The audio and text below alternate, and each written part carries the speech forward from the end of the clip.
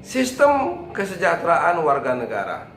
Sejatinya setiap warga negara atau rakyat mempunyai hak untuk memperoleh jaminan penciptaan lapangan kerja atau job creation, maupun yang diberikan secara langsung berupa pemberian bantuan dana atau pangan dan sandang kepada penduduk miskin, atau istilah yang pernah populer yaitu bantuan langsung tunai atau BLT.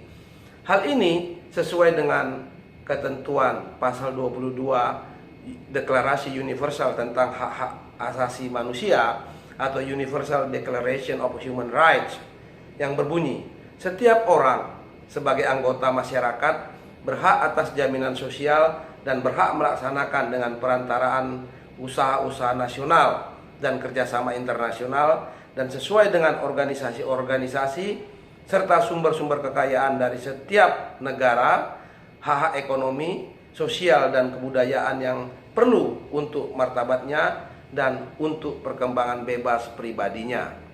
Everyone, as a member of society, has the right to social security and is entitled to realization through national effort and international cooperation, and in accordance with the organization and resources of each state of the economic, social, and cultural rights indispensable for his dignity and the free development of his personality. Kesejahteraan rakyat yang berkeadilan pada dasarnya ditandai oleh 3 hal yang fundamental, yaitu pertama, semakin berkurangnya jumlah penduduk miskin. Kedua, semakin berkurangnya penduduk usia produktif yang masih menganggur. Ketiga, semakin mengecilnya kesenjangan ekonomi antar sesama penduduk suatu negara. Cakupan atau lingkup sistem kesejahteraan warga negara sangat luas dan kompleks. Namun demikian, yang terkait langsung dengan rumah tangga negara adalah sistem kesejahteraan bagi aparatur negara. Hal ini disebabkan karena pemerintah merupakan pemberi kerja bagi aparatur negara. Selain sebagai penyelenggara negara, seharusnya pemerintah bertindak sebagai regulator dan pemberi kerja bagi aparatur negara atau aparatur pemerintahan. Pembangunan yang lebih berkeadilan menjadi strategi dalam mengurangi kesenjangan atau gap yang dilakukan melalui serangkaian kebijakan redistribusi aset dan legalisasi tanah.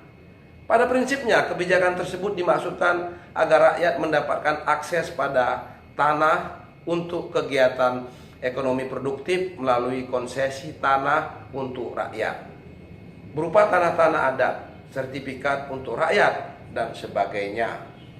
Hal yang mendasar dan urgen berkaitan dengan kebijakan pemerintah untuk mewujudkan kesejahteraan warga negara, yaitu bahwa harus ada early warning system. Early warning system perlu terus dikembangkan agar dapat memberikan umpan balik sebagai solusi kebijakan, utamanya terkait dengan mengatasi sumbatan-sumbatan pada tataran praktis yang berpotensi mengganggu akselerasi pemerataan kesejahteraan rakyat, mengurangi ketimpangan dan kemiskinan serta pengangguran, sehingga cita-cita menuju kesejahteraan rakyat sebagaimana termaktub dalam pembukaan Undang-Undang Dasar 1945 secara bertahap akan terwujud. Demikian pemahaman singkat dari saya mengenai kesejahteraan warga negara. Salam APH Monangan Utauru. Terima kasih.